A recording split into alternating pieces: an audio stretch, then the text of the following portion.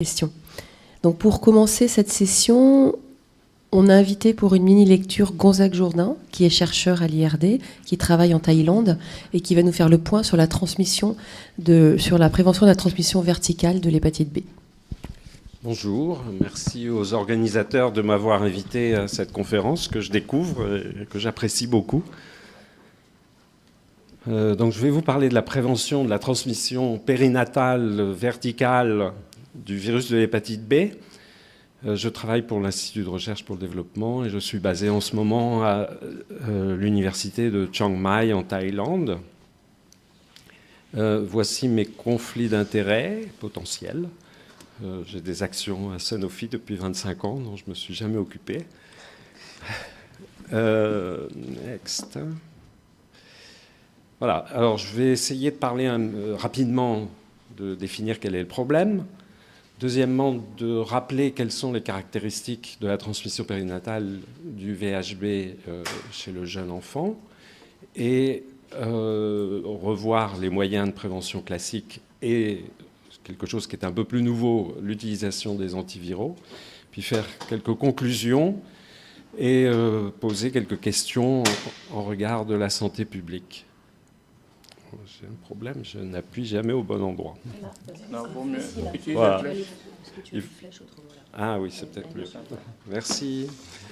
Donc, évidemment, problème que vous connaissez tous, puisque je vois que vous êtes un tout petit groupe, c'est que la prévalence du VHB est très haute dans certaines régions, et notamment donc, en Asie. Vous voyez les deux régions, donc WIPRO et CIPRO de l'OMS, sont particulièrement affectées, mais bien sûr aussi l'Afrique. La prévalence qui est plus basse maintenant en Asie du Sud-Est est due au fait qu'en Inde, la prévalence est plus faible, puisque cette région contient l'Inde, celle-ci la Chine. D'une part qu'en Inde, la prévalence est plus faible, et d'autre part qu'il y a eu des programmes de vaccination qui ont commencé maintenant depuis longtemps dans cette région et qui font que la prévalence diminue. Et voilà, juste pour rappeler que l'hépatite C fait des dégâts, mais aussi l'hépatite B. Et vous voyez en bleu clair la part attribuée à l'hépatite B dans la mortalité due aux hépatites. Alors un enfant peut être infecté tant qu'il n'est pas vacciné.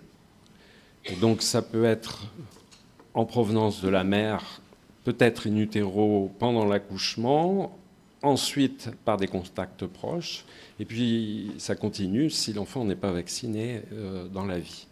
Et ce qu'il faut se mettre en tête, c'est que le vaccin n'est possible que si l'enfant n'est pas déjà infecté, donc il y a un petit peu une course contre la montre.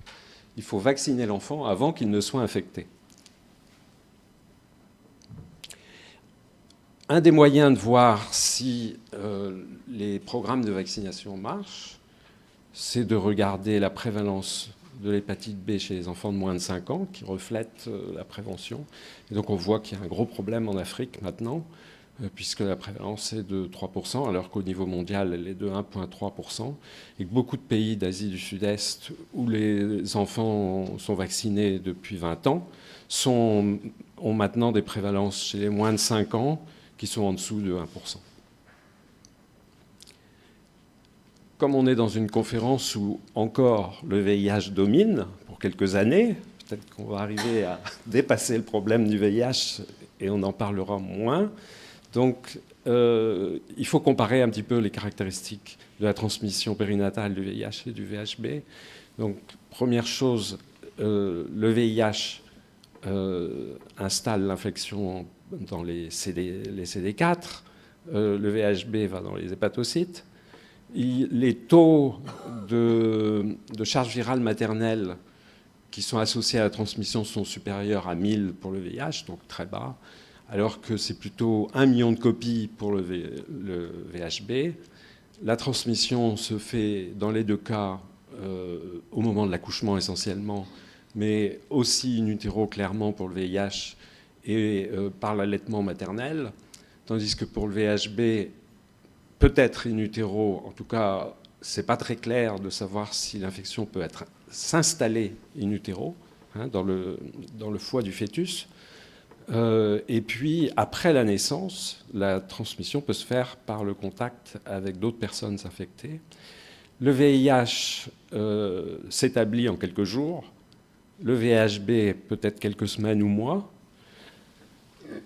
L'origine habituelle du virus pour le VIH est la mère, tandis que pour le VHB, ça peut être quelqu'un d'autre après la naissance. Et les antirétroviraux pour le VIH marchent superbement. Pour le VHB, on en est au début pour les antiviraux. Et on a d'autres moyens qui ne sont pas disponibles pour le VIH pour l'instant. Donc on a le vaccin, on a des immunoglobulines, peut-être dans l'avenir des anticorps monoclonaux, comme dans le VIH. Donc quels sont les moyens de prévention? Le vaccin de l'hépatite B, donc c'est un vaccin assez merveilleux quand même, qui marche très très bien, qui n'est pas coûteux, qui marche peut-être même à vie, qui induit donc de la production d'anticorps contre l'antigène HBS. La recommandation, donc, c'est à la naissance, et puis 2 à 3 injections avant l'âge de 6 mois, très bien toléré. Petit problème, il doit être conservé entre 2 et 8 degrés Celsius. Il peut être gardé cependant à température ambiante, mais surtout, il ne doit jamais, jamais être congelé. Et c'est une photo que j'ai prise il y a 2 semaines au Laos. Les vaccins sont conditionnés de cette façon-là. Et on imagine bien que si on met un ice pack juste contre la boîte, eh bien, la température des ampoules qui est juste à côté descend peut-être trop bas. Et je vais essayer de vérifier ça. Les immunoglobulines, elles sont chères, elles sont recommandées donc après la naissance, aussitôt que possible après la naissance, mais elles ne protègent que pendant 1 mois ou 2. Et puis donc les antiviraux, donc essentiellement le tenofovir, puisque la telbivudine a été utilisée, mais elle a été retirée du marché depuis, donc on n'en parle plus. Il s'agit de réduire l'exposition du fœtus et de l'enfant au virus maternel in utero et pendant l'accouchement. Il s'agit de donner une PrEP au fœtus, au nouveau-né, et puis peut-être, si c'est un problème, ce qui n'est pas tout à fait clair, réduire les populations de virus mutants qui échapperaient aux anticorps anti-HBS. Alors, les antiviraux ont été étudiés depuis plus de 10 ans maintenant. Il y a eu un certain nombre d'études observationnelles, comparatives, menées principalement en Chine, là où l'infection est majeure. Il y a plus de 100 millions de personnes infectées en Chine. Et c'est vraiment un problème social majeur aussi, puisqu'il y a de la discrimination, il y a beaucoup de traitements inefficaces en circulation, etc. Tout ça, ça aboutit à des recommandations relativement molles, quelquefois même des suggestions d'utilisation d'antiviraux, mais sans préciser quel est le protocole à utiliser. Il n'y a pas eu d'enregistrement par les grandes agences d'enregistrement comme la FDA ou l'Agence européenne des médicaments. Et puis l'OMS, en 2015, a considéré qu'il n'y avait pas suffisamment de données pour recommander cette approche. Donc, je vais vous parler plus précisément maintenant de 2 essais randomisés récents. Est-ce qu'il y a un moyen de savoir l'heure? Oui, t'inquiète pas. Tu as le temps. On te dira, t'inquiète pas. Alors, 2 études qui ont été publiées, l'une fin 2016, l'autre que nous avons publiée le mois dernier. La première se passe en Chine, la deuxième en Thaïlande. Toutes les 2 sont randomisées. La première en Chine en ouvert. Nous avons préféré être en double insu, strict. En Chine, le comparateur est les soins standards. Nous avons donc utilisé un placebo. Le traitement en Chine était plus court, de 30 à 32 semaines, jusqu'à 4 semaines postpartum chez la mère, tandis que nous avions décidé de couvrir largement de 28 semaines, donc pendant tout le dernier trimestre de la grossesse jusqu'à 2 mois postpartum. Les hôpitaux de l'étude étaient des grands centres académiques en Chine, tandis que nous travaillons avec des hôpitaux beaucoup plus petits et même des hôpitaux communautaires en Thaïlande. Le nombre de femmes qui devaient être incluses, et le nombre exact qui a été inclus dans l'étude chinoise, est de 200 femmes, basé sur l'idée qu'il y avait 20% de transmission si on ne donnait pas les antiviraux, mais qu'on donnait les immunoglobulines et le vaccin, ce qui était peut-être un peu excessif. Mais nous aussi, on avait fait des prévisions un peu optimistes ou pessimistes, je ne sais pas, en considérant qu'on allait avoir 12% de transmission sans antiviraux. Et pour des raisons de qualité, donc on avait des audits indépendants sur les sites. La sélection des participantes était un petit peu différente, bon, pas tellement sur le niveau de charge virale VHB, mais puisque dans les deux études, on sélectionnait les femmes sur l'antigène HBE, hein, donc qui est un marqueur de réplication. Il y avait quelque chose d'un petit peu curieux, c'est que dans l'étude chinoise, l'infection chronique du père était un critère d'exclusion. Nous avons exclu les femmes qui avaient des ALT élevées de crainte d'une réactivation après l'arrêt du traitement, avec des conséquences plus graves si la femme avait des lésions hépatiques, ce qui représente à peu près quand même 10% des femmes qui sont HBS positives. Pour les interventions, en Chine, pas d'allaitement maternel, alors que l'allaitement maternel était recommandé au même titre que pour toutes les femmes en Thaïlande. Les immunoglobulines étaient données 2 fois en Chine, une fois à la naissance, une fois à 1 mois de vie. Le vaccin, de façon un peu curieuse en Chine aussi, mais c'est une habitude apparemment, c'est à la naissance, à 1 mois, et après on attend jusqu'à 6 mois. En Thaïlande, donc, les recommandations de l'OMS sont suivies, c'est-à-dire à la naissance, 2, 4 et 6 mois pour tous les enfants, que la mère soit infectée ou non. Mais pour les enfants de celles qui ont une infection VHB, on donne une injection supplémentaire à 1 mois. Et je recommence ma bêtise. Voilà, bon, rapidement donc, le schéma de l'étude. Donc c'est très classique. 17 sites, le critère de jugement, antigène HBS positif à 6 mois, confirmé en PCR. Tous les enfants dans les 2 groupes, comme en Chine, en Thaïlande comme en Chine, ont reçu les immunoglobulines et le vaccin. Des petites choses troublantes, c'est qu'il n'y a pas de données sur la myosynthèse en Chine, alors que vous savez qu'à la suite de la politique de l'enfant unique, les parents sont très intéressés de connaître le sexe de l'enfant parce qu'ils veulent avoir un garçon, mais il n'y a pas de données dans cette étude. On a vérifié dans notre étude qu'il n'y en avait eu aucune. Le taux de césarienne, qui est lié sans doute au fait que les hôpitaux étaient des hôpitaux académiques, était de 50% en Chine, contre 26% en Thaïlande. Les enfants ont reçu les immunoglobulines dans les 2 cas, simplement en Thaïlande, peut-être beaucoup plus tôt qu'en Chine. Les immunoglobulines à environ 1 heure et le vaccin environ 1 heure après la naissance. Et voilà les résultats d'efficacité. Donc du côté gauche, vous avez la transmission sans ténofovir, et puis l'absence de transmission avec ténofovir maternel. Vous voyez qu'il y a une différence, que les taux sont plus bas dans les 2 cas que ce qui avait été escompté, hein, puisque en Chine, on était parti avec l'idée de 20% de transmission, nous avec 12%, donc on était beaucoup plus bas. Les résultats sont confirmés à 9 mois et à 12 mois dans notre étude, et surtout, le taux d'anticorps anti-HBS supérieur à 10 est trouvé donc chez 99% des enfants non infectés à 6 mois.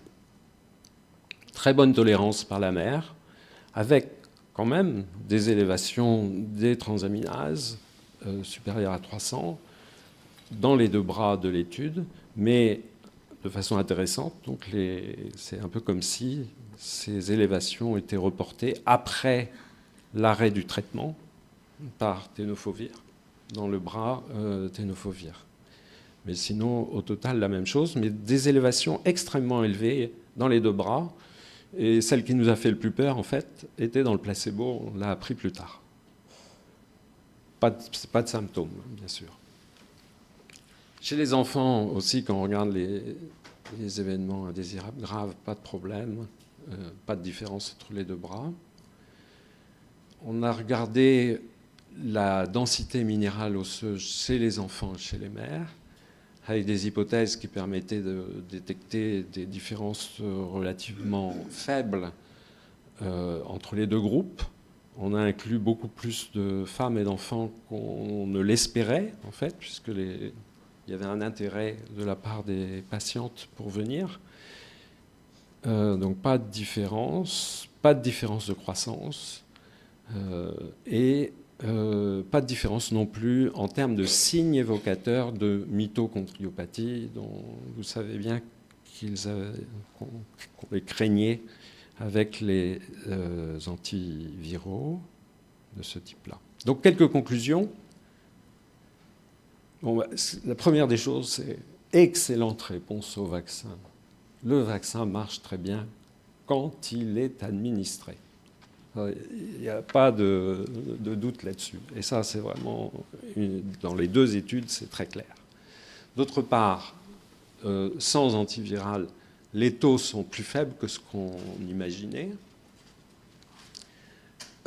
Mais évidemment, quelque chose de bien intéressant quand même, c'est que dans ces deux études, et puis dans au moins une étude faite avec la telbivudine auparavant, il n'y avait aucune transmission, mais absolument aucune, chez les femmes, chez les enfants dont les mères avaient reçu l'antiviral. Donc là, une des questions, c'est quand est-ce qu'on commence, quand est-ce qu'on arrête le traitement? L'idée, c'est qu'on veut diminuer la charge virale pour qu'elle soit relativement basse à l'accouchement, pas indétectable, mais basse, puisqu'on va entrer dans une zone où le danger est minimum. On va donner donc le vaccin et peut-être les immunoglobulines à la naissance. Donc on a envie de protéger l'enfant de l'exposition maternelle. Et donc il faut certainement donner un petit peu d'antiviraux après l'accouchement. Dans l'étude chinoise, je vous rappelle, c'était seulement 1 mois. Dans notre étude, on l'a donné 2 mois. On voulait absolument que l'enfant ait reçu 2 doses de vaccin, donc à la naissance et à 1 mois, avant de tout arrêter. Mais on a peut-être été excessif.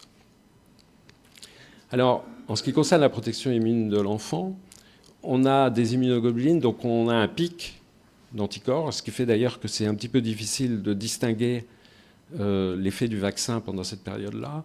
Et on voit que ça monte seulement environ après 2 mois, les taux d'anticorps. Donc voilà, c'est les éléments qu'il faudrait prendre en compte pour discuter le moment du début et de la fin du traitement. Une autre question, bien sûr, dans cette conférence, c'est que faire si la femme est aussi infectée par le VIH? Bon, je crois que la réponse est très simple et a été trouvée depuis longtemps. C'est donner une trithérapie aussitôt que possible et éviter le 3-TC et le FTC à cause du risque de résistance à long terme du VHB, pas du VIH. Et donc si le régime contient un traitement, un traitement contre le VHB, il n'y a pas de problème. Quelle est la place des antiviraux dans l'avenir dans la prévention de la transmission périnatale du VHB? Il faut vraiment garder en tête que la vaccination réussie, c'est l'objectif. Donc l'administration d'un vaccin de qualité est essentielle. Et vraiment, peut-être, il faut revérifier la chaîne du froid, et notamment des détails comme celui que j'ai montré, c'est que la chaîne du froid, c'est aussi éviter le très froid. C'est bien connu, par exemple, qu'en Mongolie, il y a un problème énorme, puisque les vaccins se gèlent à température ambiante. Quand il fait -10, et donc ils sont détruits. Après, donc ça serait la chaîne du chaud pour eux. Ensuite, il faut un certain temps, et donc c'est vraiment ça la question, pour que le vaccin donne une protection. Mais combien de temps, on ne sait pas. Donc les avis divergent. J'ai interrogé beaucoup de personnes et je crois qu'on n'a pas la réponse. Il y a donc une fenêtre de vulnérabilité qu'il faut couvrir. Et donc c'est là où les immunoglobulines et les antiviraux peuvent aider. Mais d'abord, en termes de priorité, il faut certainement considérer la prévalence des femmes susceptibles de transmettre très tôt le virus à leur enfant. On sait que c'est à peu près 5% en Afrique, c'est 30 à 35% en Asie du Sud-Est et en Asie de l'Est. Donc il y a deux possibilités pour favoriser le succès du vaccin. Les immunoglobulines, alors, qui protègent contre les vaccins, quelle qu'en soit l'origine, un avantage. Et puis le traitement antiviral de la mère, qui protège, mais seulement des virus qui viennent de la mère.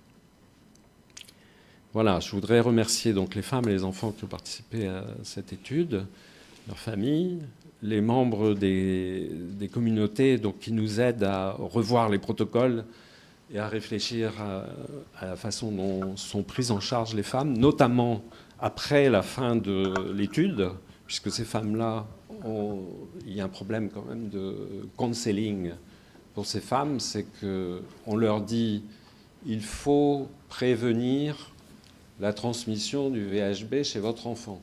Et la raison, c'est que ça donne un cancer. Et puis on oublie de leur dire, alors vous êtes à risque de cancer. Donc il faut aborder ce problème-là. Les comités d'éthique donc, sont particulièrement utiles et aident à réfléchir à ces questions-là. Voilà, et puis je remercie, puisque l'un des membres du DSMB est dans la salle, Marc Volteris. Je remercie pour leur rôle pendant l'étude, pour le conseil qu'ils nous ont donné. Merci. Merci beaucoup. C'était une communication, une mini-lecture très intéressante qui fait vraiment un point sur un sujet qui est passionnant, important, qui nous a beaucoup fait discuter en 2014 dans le groupe des guidelines de l'OMS pour l'hépatite B. Parce qu'effectivement, quand tu dis qu'il n'y a pas eu de recommandation, on était plusieurs cliniciens à se dire, mais quand même, on voit bien, il y a plein d'études. Voilà, justement, c'est ça qui était très intéressant. Il y a plein d'études qui montrent que quand on a une charge virale élevée, ça transmet à l'enfant. Mais avec la rigueur que l'OMS demandait sur les études, aucune ne remplissait ces conditions-là. Il y a eu l'étude chinoise qui est arrivée et tu as bien montré les quelques points qui pouvaient prêter à discussion. Puis ensuite, l'étude de Gonzague qu'on attendait tous avec beaucoup d'importance, enfin avec beaucoup d'enjeux et beaucoup d'intérêt, où on voit qu'en fait, même dans des populations qui répliquent beaucoup, comme en Asie, une fois qu'on utilise très bien les immunoglobulines et la vaccination, les antiviraux, la place des antiviraux se discute, mais n'est plus aussi importante que ce qu'on se disait. Alors, c'est ouvert à discussion. Qui voudrait intervenir ? J'avais éventuellement deux questions. La première question, c'est est-ce qu'on a une idée dans la... Merci. Oui, dans l'histoire naturelle de la transmission, est-ce qu'on a une idée de la proportion de la transmission qui se fait au moment de l'accouchement et de la proportion qui se fait dans les contacts dans les premières semaines de vie de l'enfant ? Donc ça, c'est la première question. Et la deuxième question, bien évidemment, dans le contexte ouest-africain avec des pays à ressources limitées où les immunoglobulines ne sont pas disponibles, est-ce qu'on pourrait imaginer donc l'utilisation du tenofovir comme stratégie alternative aux immunoglobulines, même si je sais que ça fait des tas de discussions et que les comités d'éthique, globalement, ne veulent pas faire ces études. Donc la première question, autant que je sache, donc, on ne sait pas définir à quel moment le virus entre dans le corps, puisqu'on ne sait pas dater l'infection, puisqu'il se passe certainement quelques semaines avant que l'infection soit établie. Et donc il y a toujours cette question sur la transmission in utero aussi. Mais même pendant l'accouchement et après, on ne sait pas non plus. Quant à la deuxième question, oui, il faut certainement faire quelque chose. Quand les immunoglobulines ne sont pas disponibles, tout en sachant que si c'est en Afrique, la proportion de femmes susceptibles d'en bénéficier est probablement relativement faible. Donc il va falloir identifier cette population. Bon, maintenant, avec les nouveaux moyens de test de charge virale, on peut imaginer que c'est possible. Mais malheureusement, ça va être un peu aux endroits où justement les immunoglobulines pourraient être disponibles, quoi. Parce que si on a un gene expert pour faire une charge virale HBV, on peut sans doute apporter des immunoglobulines aussi. Ouais. Non, c'est vrai, c'est un problème auquel on est confronté depuis des années pour monter un essai en Afrique, hein, un vrai essai randomisé, placebo, etc. Puisqu'à chaque fois, il nous a été dit, vous pouvez utiliser l'immunoglobuline parce que ça fait partie de la stratégie standard. Et puis, comme il y a quand même des données qui montrent que le tenofovir prévient la transmission, vous ne pouvez pas donner de placebo. Donc on ne peut faire que des études de cohorte, mais dans ce cas-là, c'est ce qui devrait déjà être fait dans la vraie vie. Enfin, la vaccination à la naissance des enfants. Donc on a de vrais problèmes méthodologiques pour monter ce type d'essai en Afrique. Donc pour aller peut-être un tout petit peu plus loin, donc on va commencer une étude, notamment au Laos, où les immunoglobulines ne sont pas autorisées, ne sont pas enregistrées. Et donc c'est une étude de cohorte. On ne peut pas faire de comparaison contre un placebo dans ces conditions pour de multiples raisons éthiques, mais aussi parce que le nombre de patientes serait immense. Et on va mettre des garde-fous. Quand même, il y a une chose qu'on a vue dans l'étude ITAP et qu'on ne savait pas quand on a publié, parce qu'on a fait les charges virales rétrospectivement, c'est qu'il y a 10% des femmes qui ne prennent pas le traitement. Dans les deux bras. Dans les deux bras. Dans les deux bras, mais, oui, mais on peut le voir que dans le bras tenofovir. Oui. On le voit parce qu'il n'y a pas de réduction de la charge virale. Et quand on regarde les taux de tenofovir, c'est nul. Donc on a un problème éthique, évidemment. Qu'est-ce qu'on fait? Donc on va en fait importer pour l'étude des immunoglobulines au Laos. Et on va regarder la charge virale à 36 semaines pour avoir le temps de proposer quand même une solution alternative. Donc c'est pas parfait non plus, quoi. Les antiviraux, ça... En même temps, il y a un autre aspect des choses, c'est que c'est très similaire au problème de la névirapine d'il y a 15 ans, c'est que le personnel soignant peut oublier de donner la névirapine, peut oublier de donner les immunoglobulines. Tout arrive. Que la mère oublie systématiquement le traitement tous les jours pendant 3 mois, c'est moins probable, a priori. Y a-t-il d'autres questions? Oui, Marc. Merci beaucoup, Gonzague. Vous aviez dit que peut-être vous étiez un peu excessif avec les immunisations, donc le vaccin supplémentaire à 1 mois. Est-ce qu'il y a des études là-dessous? Est-ce qu'il y a des données? Pourquoi ça a été inclus? Et aussi, au Thaïlande, il y avait... l'immunisation est venue très très vite après la naissance. Vous pouvez aussi commenter là-desssus? Alors donc, en Thaïlande, la dose de 1 mois pour les enfants nés de mères séropositives, enfin, pas séropositives, HBS positives, vient du fait qu'ils ont remarqué dans une petite étude de cohorte que les enfants qui étaient infectés avaient eu leur vaccination à 2 mois retardée. Et donc l'idée, c'était, si on dit à tout le monde, quand la mère est infectée, on donne en plus une dose à 1 mois, et de toute façon la dose à 2 mois, on a une chance peut-être beaucoup plus grande que l'enfant soit vacciné en temps. Et c'était basé uniquement là-dessus.